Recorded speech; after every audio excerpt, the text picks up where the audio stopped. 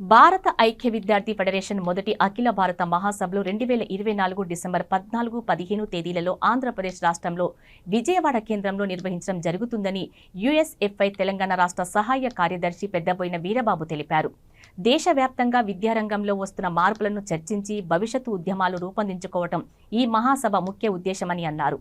విద్యారంగంలో పాలక ప్రభుత్వాలు తీసుకొస్తున్న విధానాలపై మరిన్ని ఉద్యమాలు, పోరాటాలు చేయాల్సిన అవసరం ఎంతైనా ఉందని వీరబాబు అన్నారు. చిన్నగూడూరు మండలంలో నూతనంగా ఏర్పడ్డటువంటి మండలం ఏదైతే చిన్నగూడూరు మండలం ఉందో, చిన్నగూడూరు మండలానికి సంబంధించినటువంటి ఎస్సీ హాస్టల్, ఎస్టీ హాస్టల్, బాయ్స్కి సంబంధించినటువంటి హాస్టల్ని ఎంఆర్ఓ ఆఫీస్గా మార్చారు. అదేవిధంగా అక్కడ ఉన్నటువంటి ఎస్టీ హాస్టల్ని కూడా కేజీబీకి సంబంధించిన హాస్టల్గా మార్చారు. అక్కడ ఉన్నటువంటి KGB hostel, Kasturba Gandhi hostel ఇప్పటి వరకు కూడా పూర్తి స్థాయిలో బిల్డింగ్ పూర్తి కాలేదు. కాంట్రాక్టర్ లోపం వల్ల, అక్కడ ఉన్నటువంటి ల్యాండ్ ఇష్యూ వల్ల, అది కోర్టులో ఉండటం వల్ల విద్యార్థులు బిల్డింగ్ లేక ఇబ్బంది పడుతూ ఉన్నారు.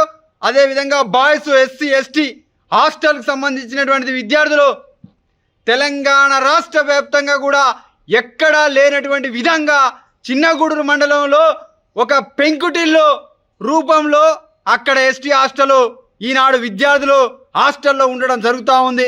ఒక పెంకుటిల్లులో, ఒక రేకులిల్లు పెంకుటిల్లులో విద్యార్థులు ఈనాడు హాస్టల్లో ఉంటున్నారు. తెలంగాణ రాష్ట్రంలో తెలంగాణ తెచ్చుకుందిదేనా? నీళ్లు, నిధులు, నియామకాలు అని తెచ్చుకున్నాం, కొట్లాడి తెచ్చుకున్నాం. నేటి బాలలే రేపటి పౌరులు అన్నారు. విద్యార్థులు అమరులైనటువంటి విద్యార్థులకే ఈనాడు హాస్టల్ ఉండడానికి కూడా హాస్టల్ లేనటువంటి పరిస్థితి. వర్షం వచ్చినా కురుస్తుంది, ఏదొచ్చినా కూడా మొత్తం కురుస్తుంది. విద్యార్థులు వర్షం వస్తే మాత్రం ఇంటికి వెళ్లాల్సిన పరిస్థితి ఏర్పడుతుంది. అప్పుడు హాస్టల్ క్లోజ్ చేయాల్సిన పరిస్థితి ఏర్పడుతుంది.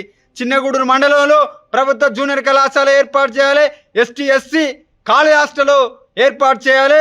అక్కడ ఉన్నటువంటి సంక్షేమ హాస్టల్, ఎస్సీ, ఎస్టీ నూతన భవనాలు ఏర్పాటు చేయాలి. తక్షణమే ఎంఆర్ఓ ఆఫీస్ని హాస్టల్ విద్యార్థులకు తక్షణమే అందజేయాలి. లేని ఎడల పెద్ద ఎత్తున ఆందోళన కార్యక్రమాలు చేస్తాం.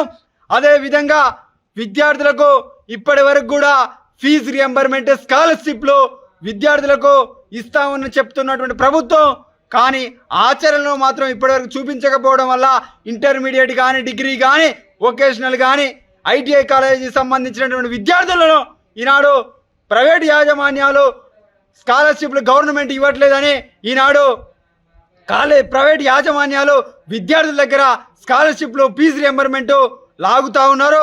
మీరు ఫీజు రియంబర్మెంట్ కానీ, స్కాలర్షిప్లు కానీ ఇవ్వకపోతే తక్షణమే కాలేజీకి మీరు రావద్దు, మీరు పరీక్షలు రాయొద్దు అనేటువంటిది ఒత్తిడి తీసుకొస్తా ఉన్నారు ఈ రాష్ట్ర వ్యాప్తంగా.